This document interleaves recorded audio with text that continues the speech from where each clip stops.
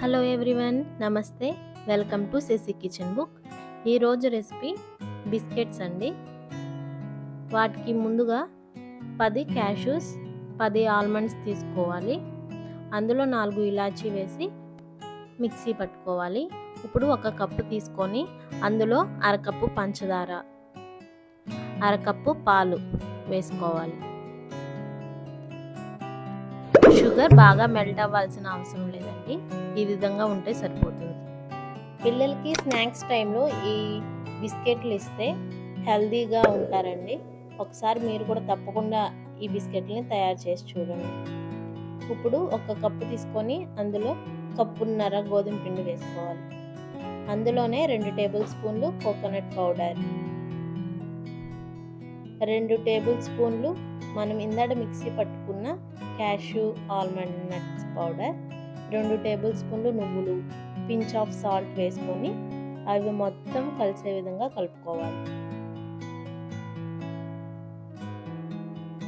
ఇప్పుడు ఇందులో ఇందాక మనం కలిపి పెట్టుకున్న పాలు, పంచదార సిరప్ని కొద్ది కొద్దిగా వేసుకుంటూ కలుపుకోవాలి. ఒకేసారి ఎక్కువ వేయకూడదండి, కొంచెం కొంచెం పాలు వేసుకుంటూ కలుపుకోవాలి. నాకైతే నేను తీసుకున్న పాలు మొత్తం సరిపోయినాయండి. ఇలా ఈ కన్సిస్టెన్సీ వరకు కలుపుకోవాలి. ఇప్పుడు దీనిపైన 2 టేబుల్ స్పూన్లు నెయ్యి వేసుకొని ఒక 10 నిమిషాల పాటు పక్కన పెట్టుకోవాలి. 10 నిమిషాలు అయిందండి. ఇప్పుడు ఈ పిండిని ఒకసారి మొత్తం అంతా కలిసే విధంగా గట్టిగా ఇలా ప్రెస్ చేస్తూ కలుపుకోవాలి.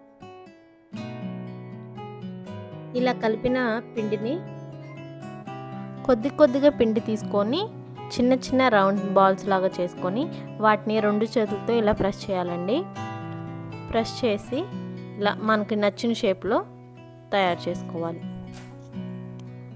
వీటిపైన ఫోర్క్తో ఇలా ప్రెస్ చేసినట్లయితే కొంచెం బిస్కెట్ షేప్లో వస్తాయండి. చూడటానికి కూడా బాగుంటుంది. మీకు నచ్చితే అలా చేసుకోండి. మిగిలిన వాటన్నిటిని కూడా ఇలా బిస్కెట్ లాగా తయారు చేసుకొని పక్కన పెట్టుకోవాలి.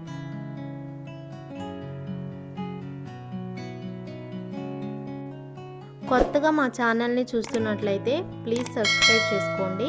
పక్కనే ఉన్న బెల్ ఐకాన్ని ఆన్లో పెట్టుకొని ఆల్ అనే ఆప్షన్ని క్లిక్ చేస్తే నేను చేసే ప్రతి వీడియో మీకు నోటిఫికేషన్ రూపంలో వస్తుంది. ఇప్పుడు స్టవ్ వెలిగించి ప్యాన్ పెట్టి అందులో డీప్ ఫ్రైకి సరిపడా ఆయిల్ పెట్టుకోవాలి. మంటని లో ఫ్లేమ్లో పెట్టుకొని ఆయిల్ బాగా హీట్ అవ్వాల్సిన అవసరం లేదండి, కొద్దిగా వేడైతే సరిపోతుంది. అందులో మనం చేసి పెట్టుకున్న బిస్కెట్లను వేసుకోవాలి.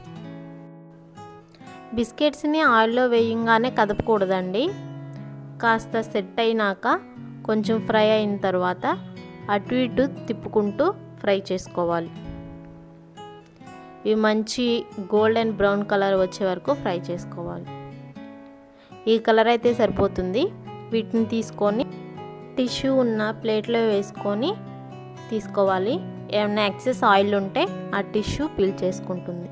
అంతే అండి, సింపుల్గా హెల్దీ బిస్కెట్స్ రెడీ అయిపోయినట్లే. వీటిని సర్వింగ్ బౌల్లో సర్వ్ చేసుకోవాలి.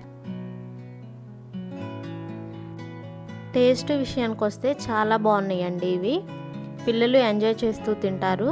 బయట మార్కెట్లో దొరికే బిస్కెట్స్కి వీటికి ఎటువంటి సంబంధం లేదు.